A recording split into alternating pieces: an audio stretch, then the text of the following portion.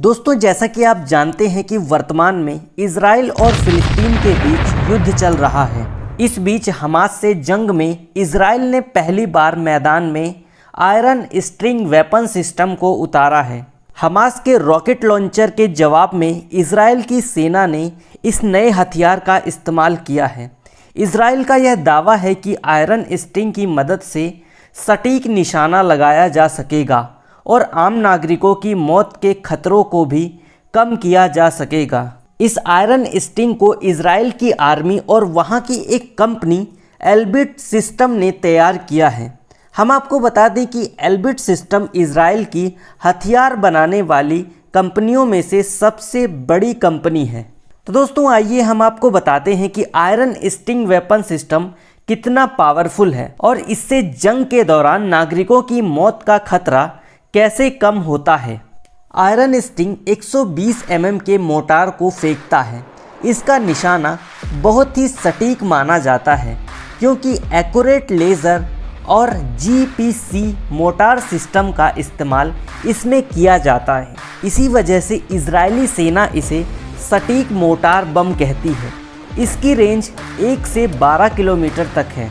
हालांकि इसकी रेंज गोले में भरे बारूद पर निर्भर करती है कि यह कितनी दूरी तक विस्फोट करेगा। आयरन स्ट्रिंग का इस्तेमाल खुली जगहों के लिए किया जाता है। यह इतना पावरफुल है कि दोहरी कंक्रीट से बनी दीवार को भी ध्वस्त कर सकता है।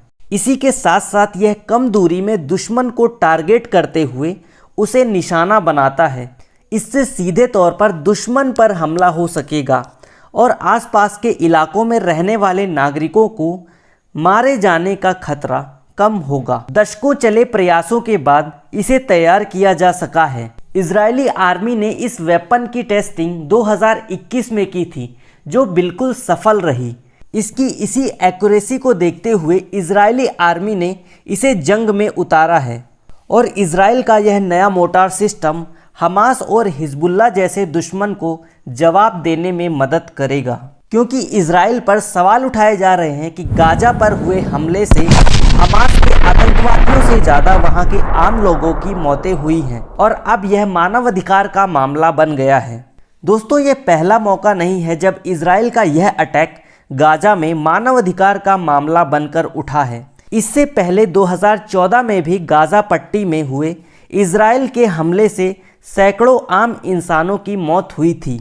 एक रिपोर्ट के मुताबिक फिलिस्तीन की जिस घनी आबादी वाले हिस्से में हमला हुआ था, वहां 2250 आम लोगों की मौत हुई थी। अब एक बार फिर से वही हालात बनने के बाद ही इजरायली सेना ने जंग के मैदान में आयरन स्ट्रिंग को उतारा है। तो दोस्तों, ऐसे में आप सभी लोग कमेंट बॉक्स में बताइएगा कि इजराइल का आयरन स्ट्रिंग सिस्टम कामयाब नहीं हुआ और इस बार 2014 से भी ज़्यादा फिलिस्तीन के आम नागरिक मारे गए, तो उसका जिम्मेदार कौन होगा?